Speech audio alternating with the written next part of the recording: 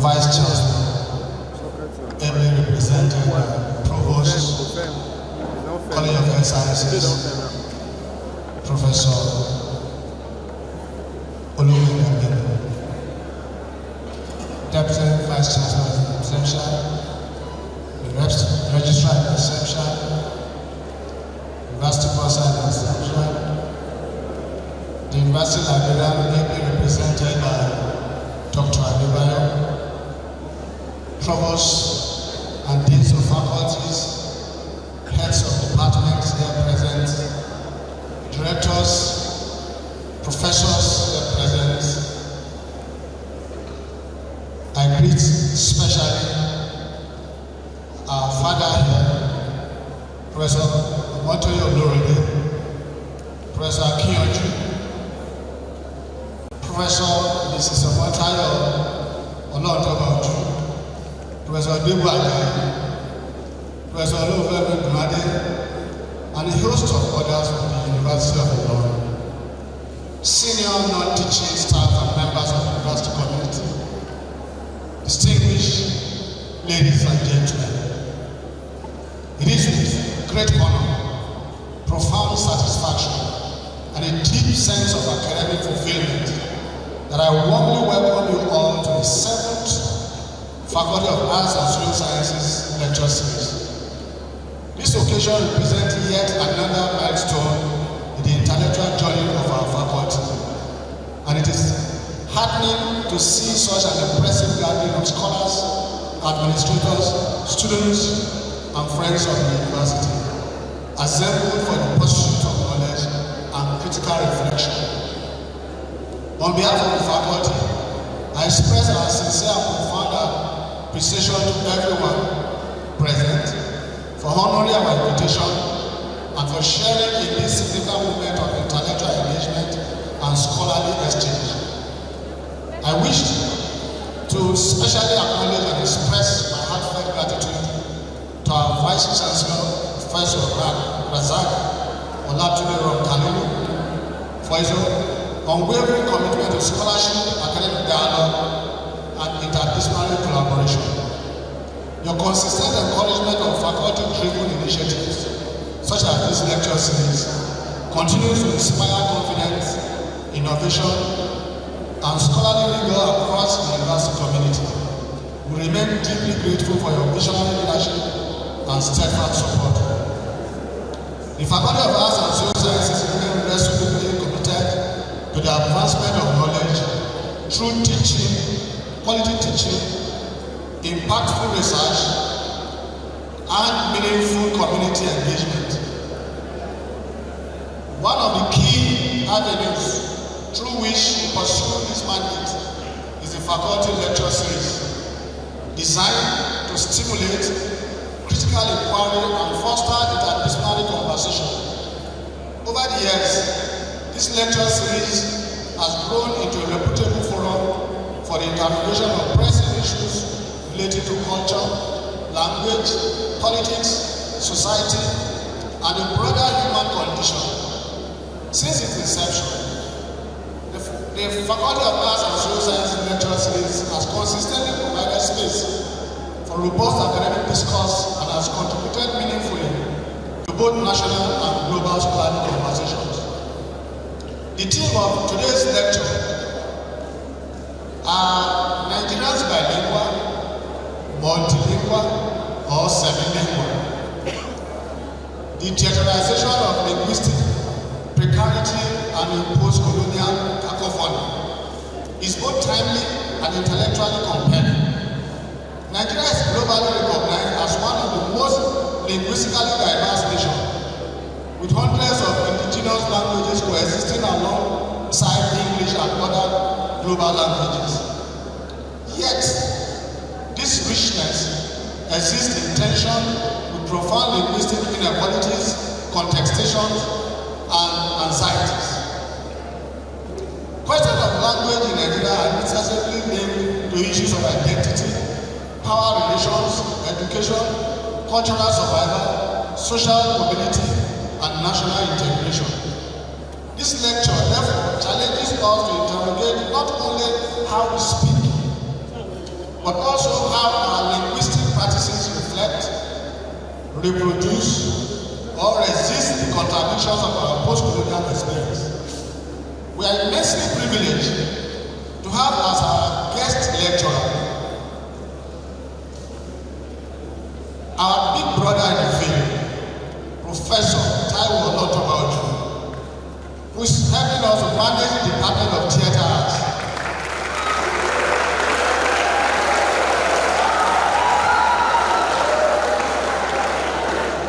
Professor Olotobaju is a distinguished scholar, an accomplished intellectual, and a respected voice in contemporary debates on literary works, language, culture, and theoretical studies. We are confident that this lecture today will not only be intellectually enriching and analytically profound, but also stimulating, provocative, and transformative in its insights. I wish to express my sincere appreciation to the members of the Faculty Lecture Series Committee and to all colleagues whose dedication, planning, and tireless effort have made this event a reality. Your commitment and professionalism reflect the collective spirits of excellence, collegiality, and scholarly responsibility that define our faculty. Dear students, I urge you to take full advantage of this intellectual opportunity. Listen attentively, reflect critically, ask questions, and engage courageously with the ideas that will be presented. Platforms such as this are vital to our academic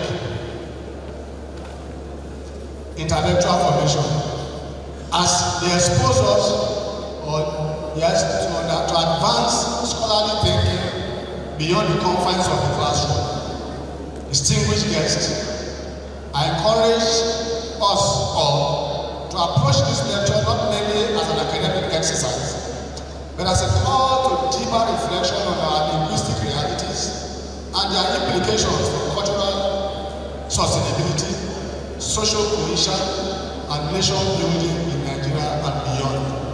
Once again, I warmly welcome you all and wish us most fruitful, engaging, and memorable lecture sessions. Thank you. God bless.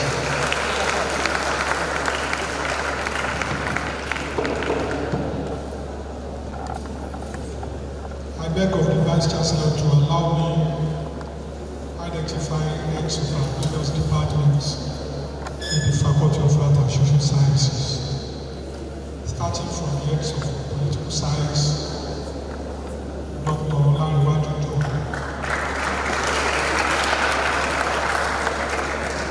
Head of History Department, Professor Abiodun Akinladi, Head of Psychology, Dr. Adedoyin Oyenola,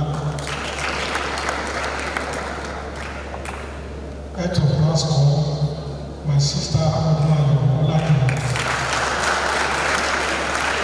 Head of Economics, Dr. Adeyi Emmanuel,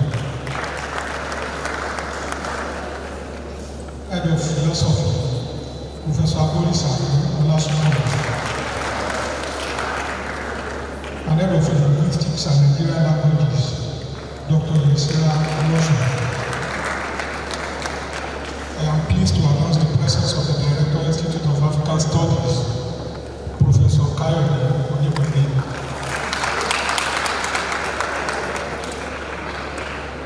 It is time to listen to the Vice Chancellor's address, and I want to humbly invite to the podium Professor Adenike Bido.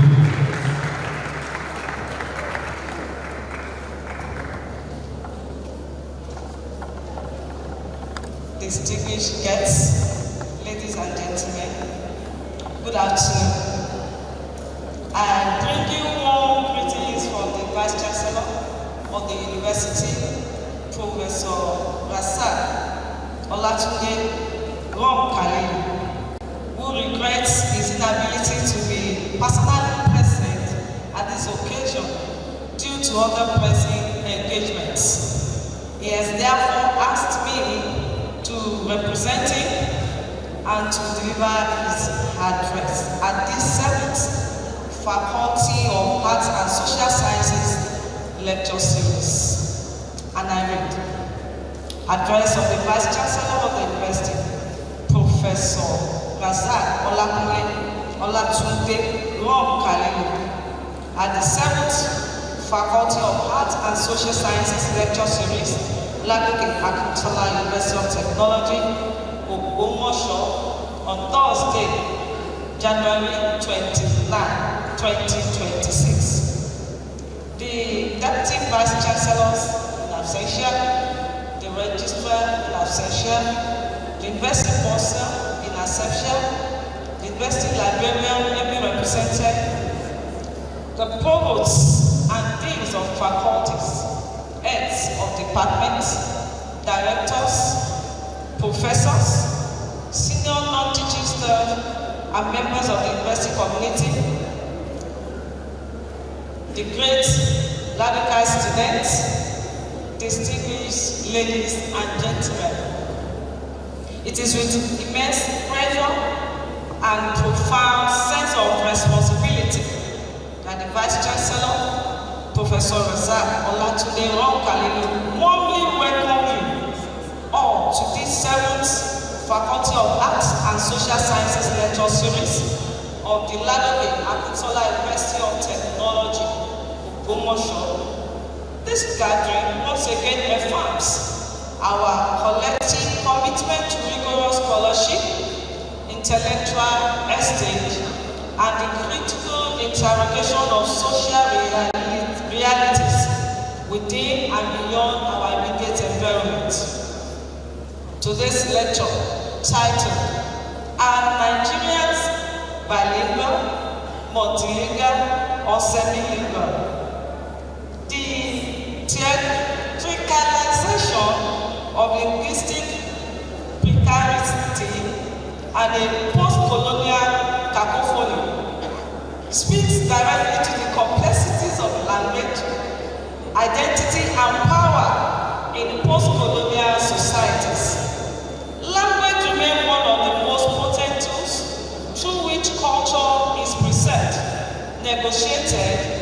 sometimes contested. In a linguistically diverse nation like Nigeria, the questions raised by this lecture are not merely academic. They are deeply social, political, and developmental. We are particularly honored to have as our guest lecturer, Professor Ogbomoso Oju, a renowned humanistic scholar whose intellectual contributions continue to shape discourse in language, performance, and cultural studies. Professor Ogbomoso Oju's scholarship is marked by depth, originality, and courage in addressing sensitive but necessary questions about Nigerian society. We are confident that this lecture today will challenge assumptions, provoke reflections, and inspire productive debate. Distinguished guests, the theme of this lecture aligns with the lecture and carry forward the conversations beyond this hall. It is through sustained dialogue that knowledge grows and society evolves. On this note, it is my honor and privilege to formally declare the 7th Faculty of Arts and Social Sciences lecture series open. Thank you for all your attention. Professor Razak Olatunde. Thank you and God bless.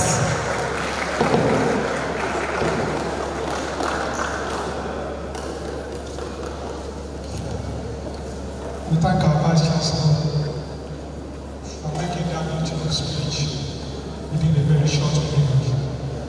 Before we go to the next item on the agenda, let me quickly recognize the presence of the former Dean of the Postgraduate School of this university, Professor LAUTECH. Please be standing for recognition. I also want to announce to us that we have the Faculty of Arts and Social Sciences, Mr. Sunday Bolaji, with us. We also have Dr. Olufemi Olaoso. Dr. Olaoso is becoming like a permanent organizer of public lectures for that faculty. We appreciate the good work that he does. We want to identify the presence of the chairman of the 18th committee of this university, Professor Prince Adeniyi Oshobade. Please be upstanding for the commission side. The next thing is to brighten our day so that it doesn't just look as if we have come to listen to lectures alone. Realizing the fact that Professor Ogbomoso is a renowned entertainer. We want to call on the team from Theatre Arts, but we have 5 minutes, just 5 minutes. Let me quickly recognize Deputy Registrar of Postgraduate School, Mr. Victor Ayodele. We have the College Secretary, College of Health Sciences, a very distinguished Deputy Registrar, Mr. Akomi. Please be standing for recognition, sir. At this point, we want to invite the team from Theatre Arts Department for a brief entertainment. I am told we have 5 minutes. So your 5 minutes has started counting.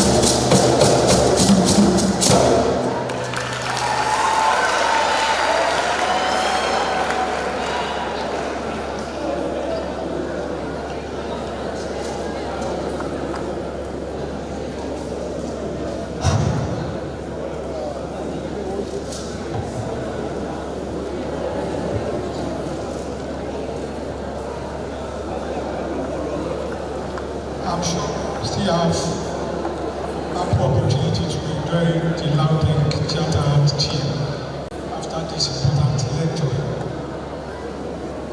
Let's go to the program of the day, which is the faculty lecture. But before that, Mr. Chairman, permit me to recognize Dr. Titi Lopeolale, Chairperson of the Faculty Lecture Planning Committee. We appreciate you. Let me call on Dr. Olajumo to come and lead the citation of our lecture. Dr. Olajumo, please.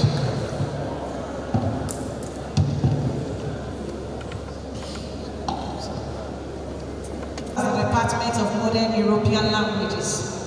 This was before the establishment of the Department of Theatre in the university.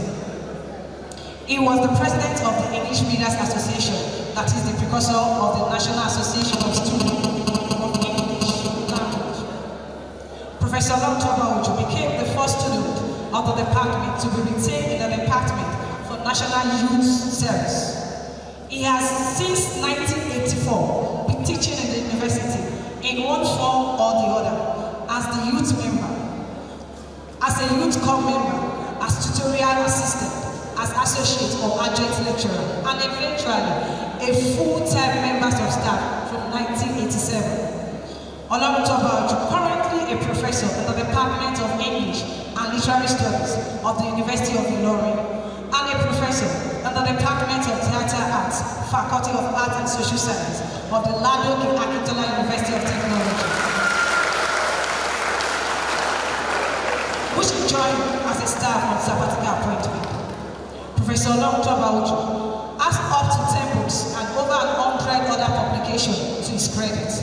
His first book publication, titled Language and Style in Nigerian Drama and Theatre, was published in 1998 in Nigeria, which is most recent titled book, Gender Dichotomies in African Youth Language and Youth Language Practice, was published 2025 in Germany. He is also a published poet, a playwright, and has been a director of several plays for stage and television. Oloruntoba has served as external examiner for several universities and has supervised several masters and PhD students. Some who are professors and academics in Nigerian University. A few of them are seated in this hall today. I think that deserves more clapping. Thank you. Oloruntoba has visited several international universities in academic capacity and has convened academic panels at several international conferences and has presented paper there as well.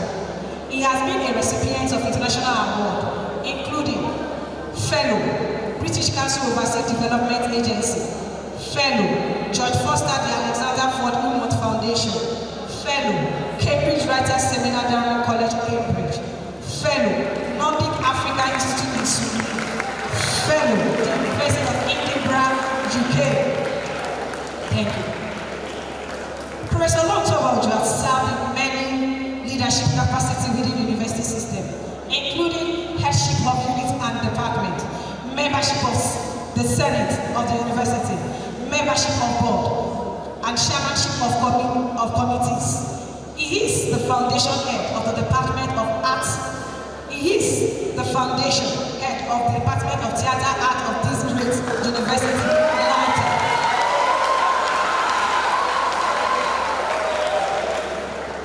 Professor LAUTECH was the foundation secretary of the Association of Nigerian Authors in Kwara State from 1993 to 1995, and members of the National Executive Council of the Association from 1995 to 1997. He is a member of several academic bodies, including English Scholars Association of Nigeria, the Africa Studies Association of Africa and Poetics and Language Association, PALA, Society of Nigeria Theatre Artists, among others. Professor LAUTECH is also a co-founder of the Edinburgh Cycle for the Promotion of African Languages and member of Cycle Steering Committee. He is also the founder and the first director of the then Africa Playhouse of the University of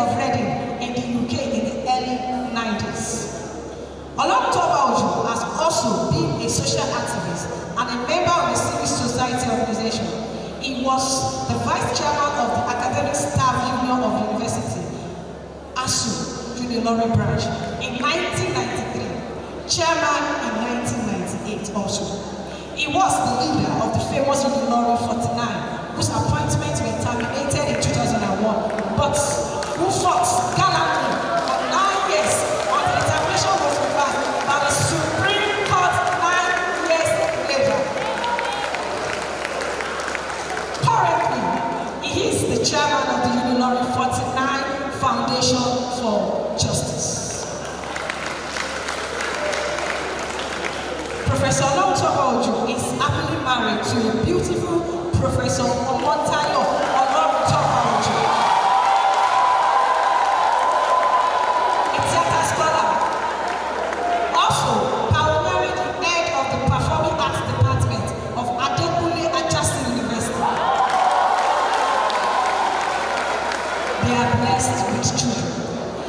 Distinguished guests, erudite scholars seated, it is with deep respect and profound admiration that I present to this distinguished congregation Professor Taiwo Oloruntopaojo for the presentation of the 7 FPASS lecture series. I think it deserves a standing ovation, please.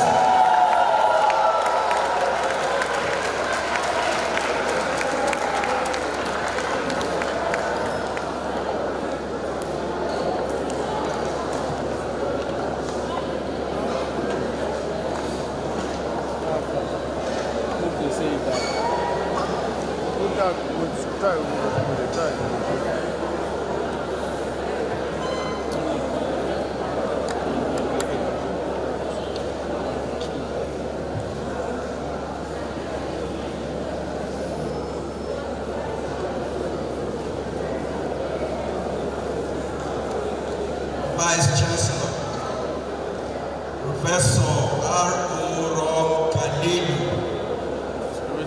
ably represented by the Provost of Health Sciences, Professor Olugbegabelu Adenike,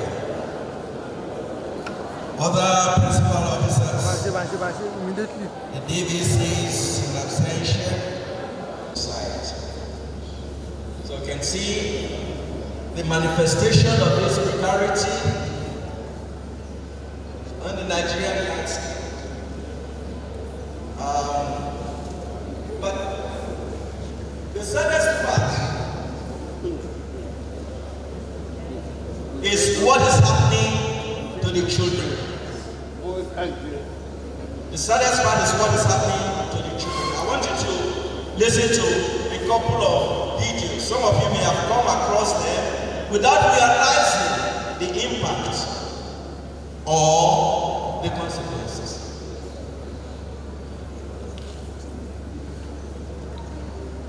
No sound? No sound.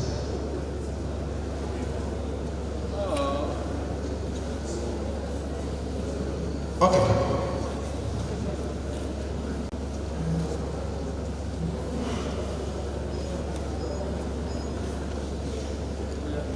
Okay, so these children, and they offer a demonstration of the sort of thing that happens when children are not given the foundational training required in language through their mother tongue. There are other examples.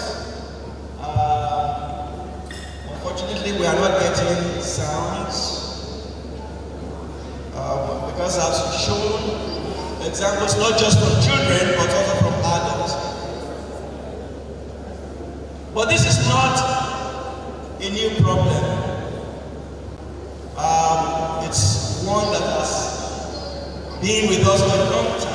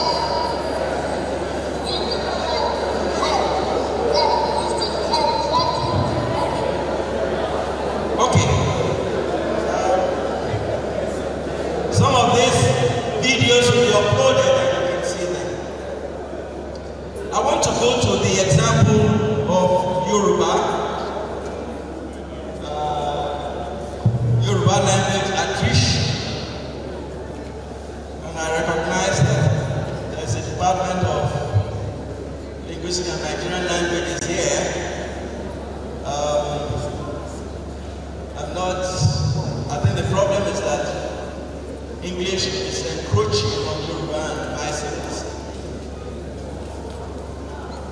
It is well known that the autonomous languages of Africa are faced with various levels of threat of extinction.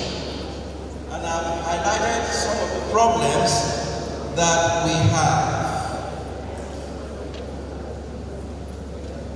While Yoruba borrows from other languages, or like other languages borrows from other languages, what is problematic here is the extent or the rate at which day-to-day words with several equivalents in the language are needlessly being replaced with English words, especially in educated Yoruba speech. This rate is astonishing and it's debilitating. So what we have is that Yoruba words, thousands of them, are going into extinction. Even words like Ewa, nobody says it anymore. Words like Ewa, beauty. Dara, no, fine. Pharisee, window, or Ujugono. Ife, Aga, yeah, Oko, Motobe, Ademu, agreement, Igbojule, Ifokote, reliance, Ibowofun, Pataki, and thousands have disappeared. They have been replaced by English words. And more seriously, entire classes of words, such as exclamations, oh, baga, words like that have vanished. Exclamation. Connectors have vanished, have literally vanished from the use of Yoruba bilinguals. I put on the board several connectors in Yoruba language. Please scroll, yes. You can see several connectors that nobody uses again. Most people do not use again except in specialized context. Síbẹ̀síbẹ̀, canvas ìbọ́sí, beautiful orí, nígbà kan náà, ní àfikún, bákan náà, fún àpẹẹrẹ, when last did you say fún àpẹẹrẹ? Lákòótán, ní ṣísẹ̀ntẹ̀lé, step by step, ní gidi gan, láì ṣe àní evidently without doubt, òkodoro ọ̀rọ̀, whatever, right? That's what we say instead of èyí owó àwọn èyí owó jẹ́, so whatever. This table is not exhaustive. It just gives a scale model of the scope of loss. Verbs are also badly hit, especially in code mixes. So we don't use verbs anymore. We don't use many Yoruba verbs anymore. So you say, "Buy me get." Should you send it? Should you arrange it? Should you check it? Should you examine it? Should you consider it? Should you choose it? Should you enter it? Should you add it? The equivalent words in Yoruba are missing.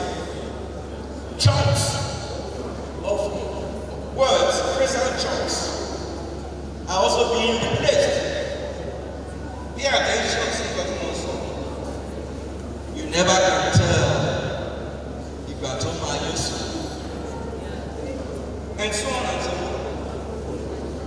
Then there's the anglicization or indigenization of autochthonous language elements.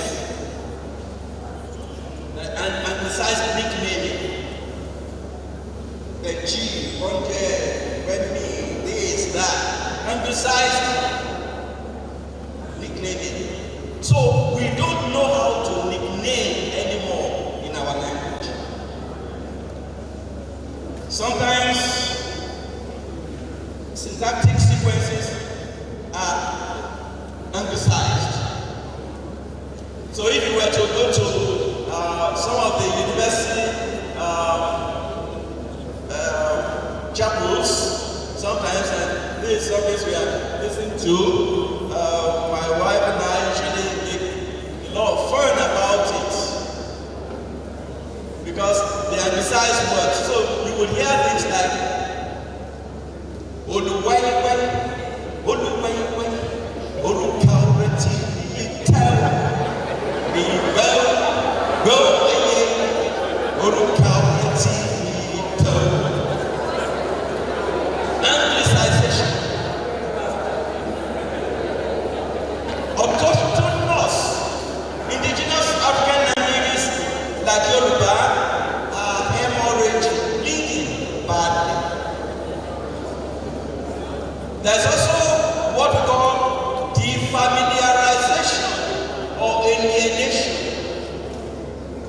The way this works is that Yoruba expressions are progressively sounding strange to Yoruba people. So if, for example, if somebody says, this lecture, or they say, lecture yi, it sounds normal. But if we say,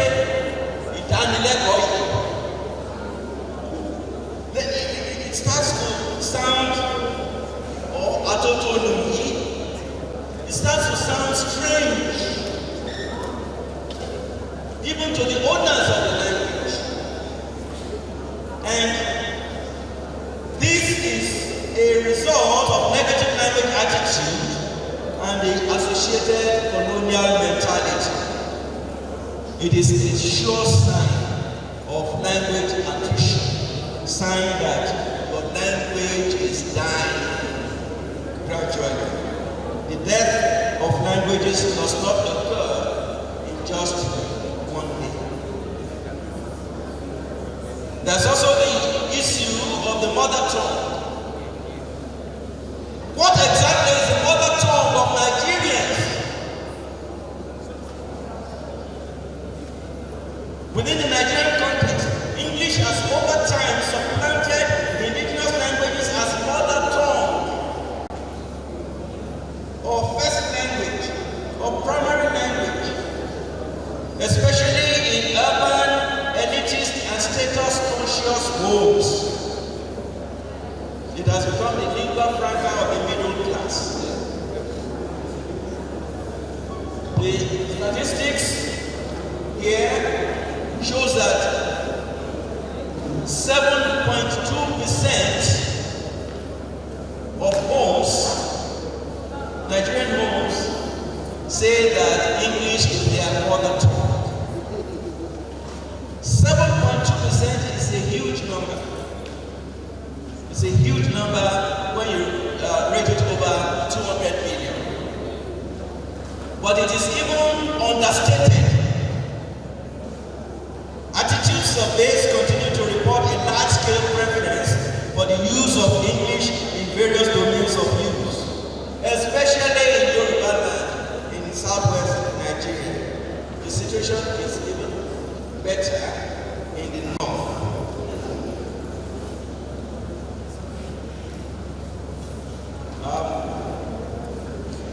The result of all this is devastating for autochthonous Nigerian or African languages. The overall result is what I call mother tongue deficit.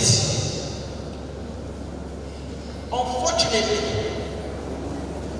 the substituted English language is the variety of learning that the children are exposed to in many of these homes depends largely on the competence level of the parent or caregiver.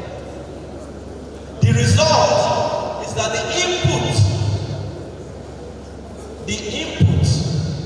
in many homes and in many schools, even for English language, is deficient. I quote Oshundari 1992, who as far back as that time observed as follows: most Nigerians leave school with a meager smattering of a language destined to rule their lives. Meanwhile, the school has devalued their mother tongue. The result is that most Nigerians leave school with no language in the real sense of the word, forced to face the world with two haphazard linguistic competencies, neither of which is solid, to see its possessor through the ordeals of social and intellectual life. The observations above were made between 50 and 43 years ago. Today, we have access to massive data. These observations were made from casual observances. Now we have massive data. Beyond anecdotal observances, we have several frameworks and multiple names with which to analyze this socio-linguistic situation. So, are you bilingual, multilingual, or semi-lingual?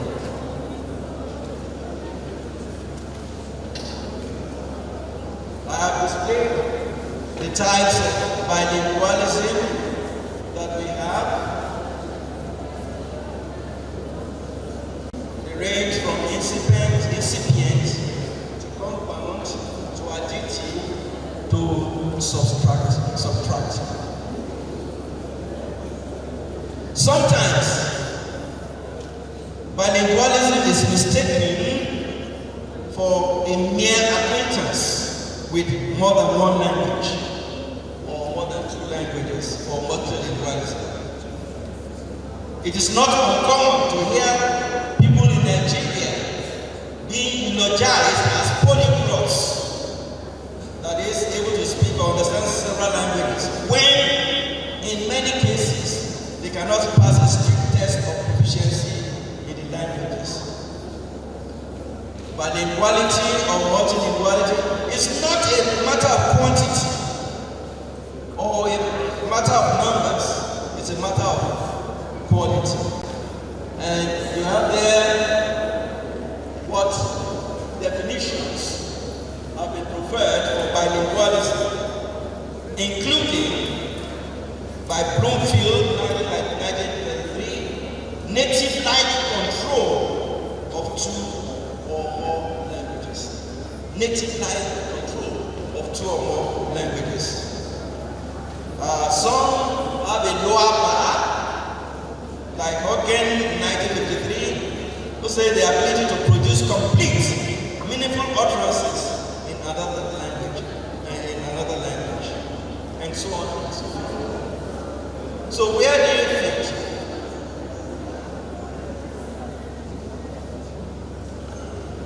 Bilinguality, whether you are bilingual or not, is a measure of your competence. And I have distinguished educated Nigerian bilingualism according to the following categories that you can see. We have incipient bilinguals who have just slight acquaintance with the languages. You have balanced bilinguals who know each of the languages well. You have subtractive or subordinate bilinguals. These are the people who speak English very well, like many of us,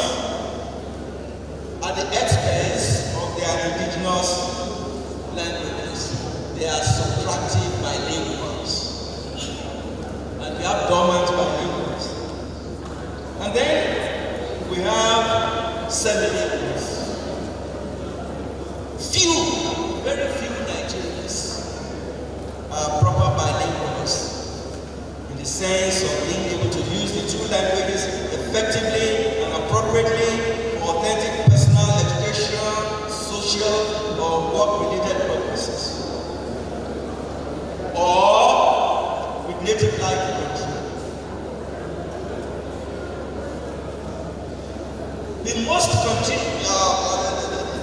contentious category is semi-lingualism.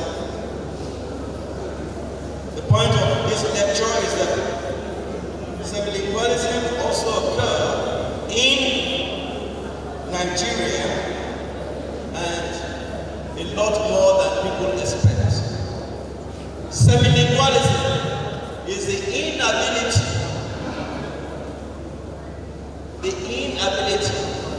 to communicate effectively in the languages in the repertoire of bilingual.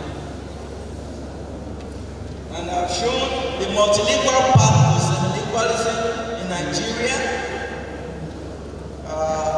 There are various sources of multilingual exposure. They are highlighted there. These various languages are imposed through structured and unstructured acquisition routes at home, in school, neighborhood, international exchange platforms, social media, and so on and so forth.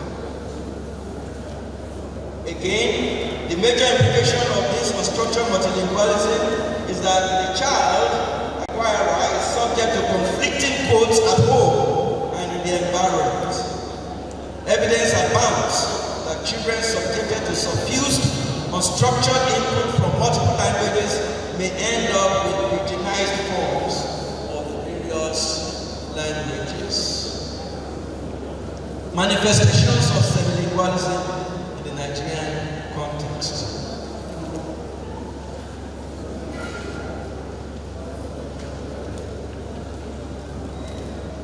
The question is, what counts for incompetence and semi-lingualism in the Nigerian context can be answered along some of the lines treated in the paper. The following manifestations can be observed among Yoruba English bilinguals in Nigeria. Lack of literacy. Many people cannot count up to 20. And so on. Lack of knowledge or awareness of common words. Lack of spontaneity or fluency. Have you noticed that quite a number of people are slow when they're speaking English? And when they're speaking their indigenous language, they have to import information to it. It is called compulsive or involuntary or excessive code mixing. Now this compulsive code mixing has implications. Many bilinguals readily admit to their incompetence, especially in L1 in their use of the first language. So we have examples of people who say and know. I think most people here have encountered situations where they want to speak in their languages, but they cannot. They really cannot. And if they do, they import excessive amounts of English. I was in a seminar recently, and a professor was asked to give the vote of thanks in Yoruba, and it's not here in LAUTECH.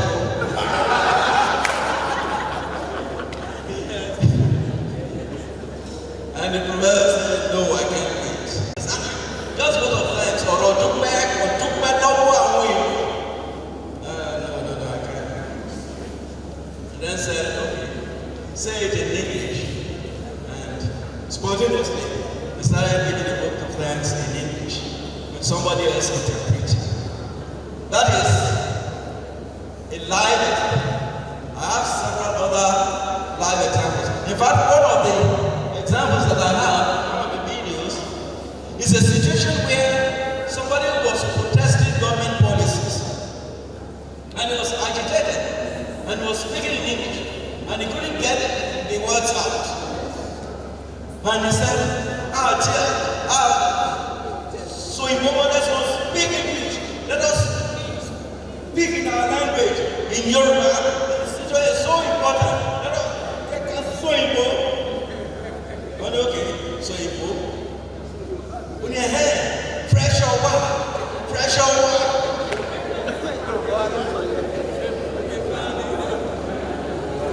The sad thing is that sometimes when people are speaking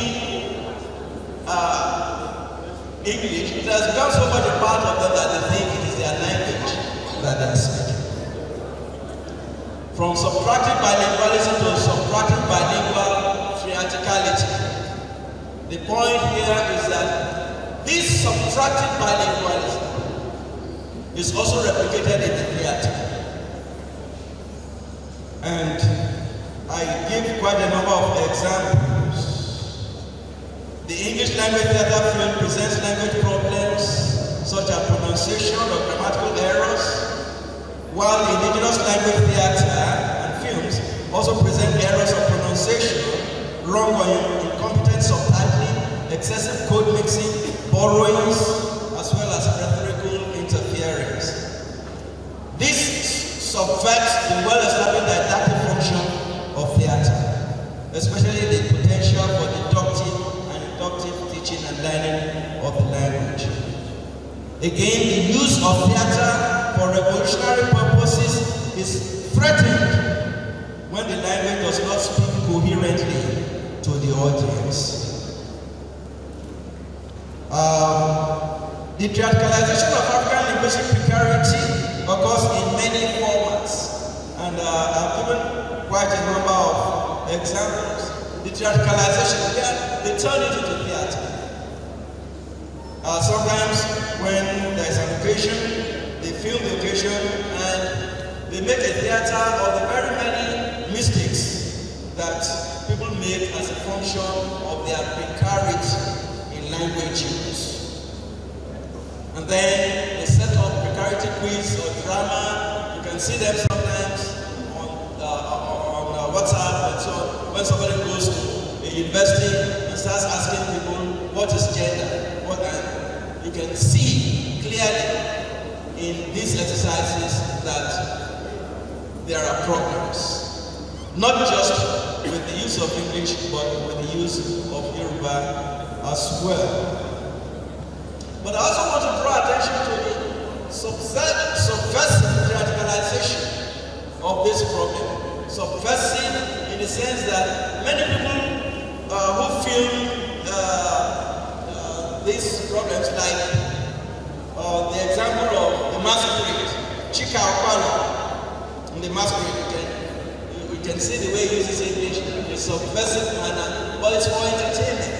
But when you come to Moses Olaya Babasala, he also theatricalizes linguistic precarity, but for didactic purposes. Some of the examples, like in Agam Otoeda, some people who are old enough will remember Moses Olaya Babasala. And one of the many episodes that was really interesting was where somebody brings a telegram from Adisa who has gone to the war front. And the telegram also tries to read it.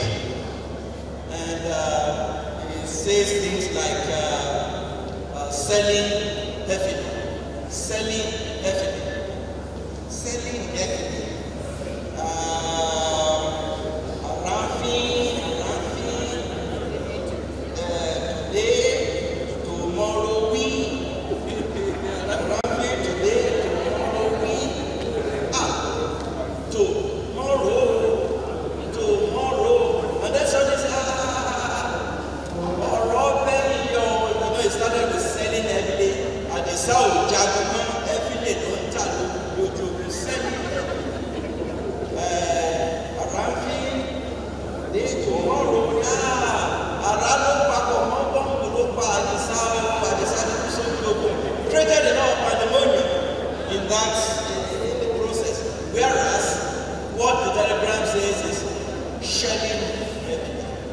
shedding the bundle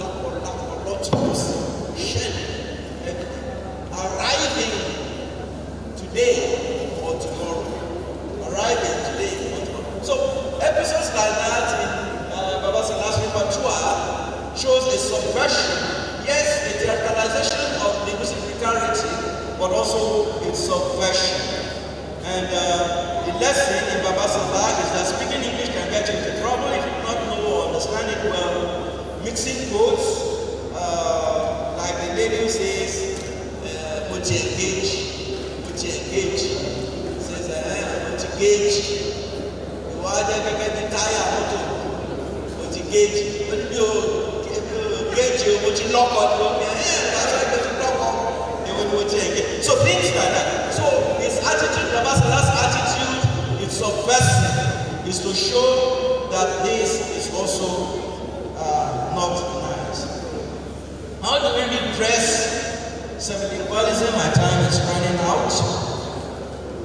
And I put on the board some of the steps towards redressing semilingualism. Returning to the goal that was advocated by UNESCO, adopt the mother tongue. Adopt the mother tongue. Many of us in our age are far too gone, but we must start to educate our children as appropriate.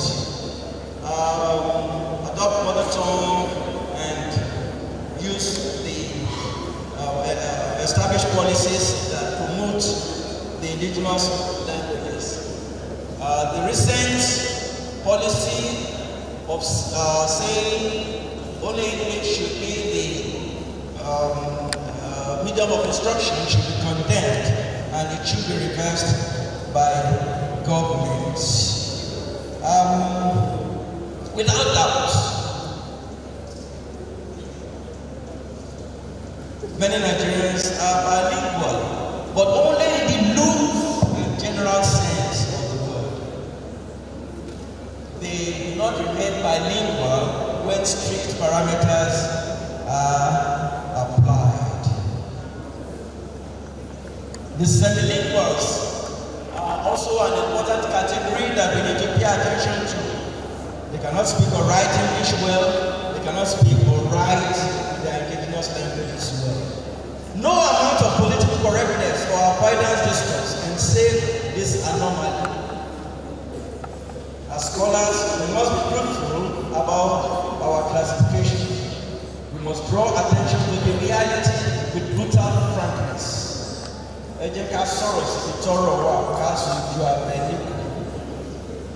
Nigeria, Africa, needs to stop producing or romanticizing subtractive bilinguals or semi-linguals. Theater and the media, I'm concluding now, theater and the media should recognize the need to join the movement for the promotion of indigenous languages. Media houses should discourage, even ban code mixing during indigenous language programs and news. Billboards should breathe life into the indigenous languages and proclaim their value. If you go to the north, you find several billboards in Hausa language, but you will hardly find one, or at least you can find many in the southwest. Individuals can also help themselves and their societies. Turning a new linguistic leaf requires renewed effort. Seize every opportunity to relearn your own language, read and write it when sending messages on social media app. Read the Bible or Quran in your language. Attend church, mosque, shrine, or other places of worship that use your language exclusively. Send the children to events and locations that optimize their language learning experience. Pay attention to the linguistic health of the children who are the future. Do not set them on the same path of subtractive bilingualism or semilingualism. Avoid code mixing. except with some proper nouns. And there are strategies for doing that. On this note, I acknowledge that it is not all gloom and doom. There are African indigenous language activists working hard both on the continent and in the diaspora. Some scholars are producing science and mathematics materials in indigenous languages, even if the codes and registers are far from being standardized because the efforts are isolated and not concerted. Some individual families here in the diaspora are struggling to keep the indigenous languages alive. Some theater practitioners having made clear the relevant parameters in the foregoing, those reading or listening to this lecture are now in a position to wear which of the caps appears to fit them. So, are you bilingual, multilingual, or semilingual? Thank you very much.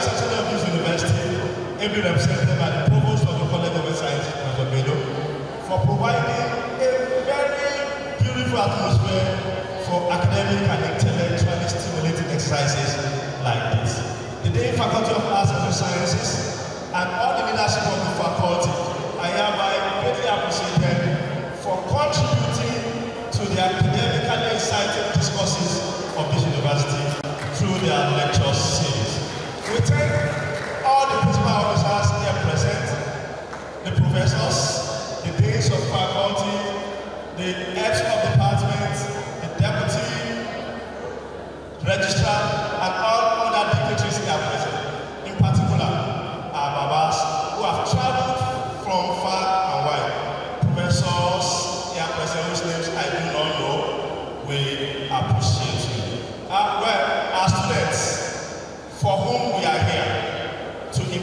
knowledge to contribute to the academically exciting discourse of this university. We say thank you for your rapt attention. Well, I think I have done justice to what I've been asked to do, but I would like to appreciate our Oga, Professor Olorotoba Ojo Taiwo, whom I would describe as a balanced bilingual for this lecture. It has been no other person than my own self, Omoluwagbe, Omobayo, Omoju Oloju Ojese, Omo Iwokere, tí o lórí ọba Otu, who is speaking on the soil of Ogbomoso, Ogbomoju, Ogbomo, Jamaica. I think I have learned that the rudiment of being a balanced bilingual has been acquainted in all of us. Thank you for your rapt attention. Let us rise.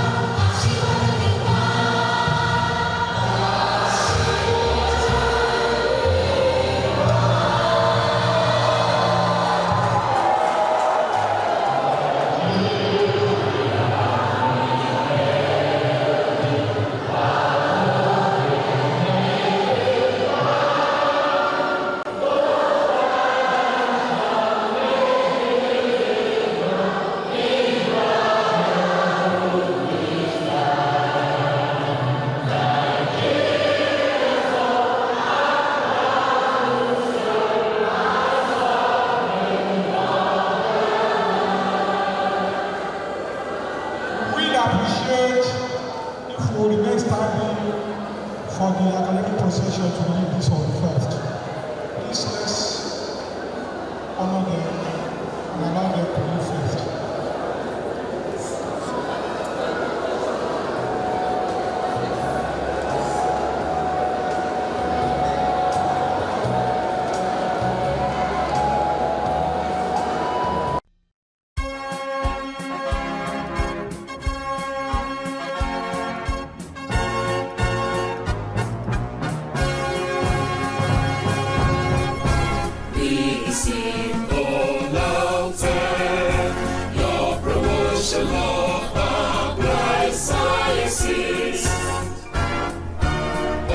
see the spectrum and the beaming of the rays of progress. Students of LAUTECH are the leaders today we manifest. Great staff committed to the training of the total persons. Great LAUTECH brings one of us, always stand for excellence. Great LAUTECH brings one of us, integrity and service. Integrity and service. Integrity and service.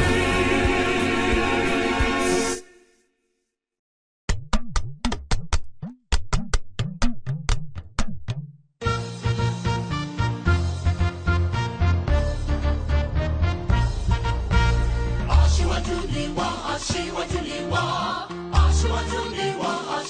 ni wá, ibo aṣíwájú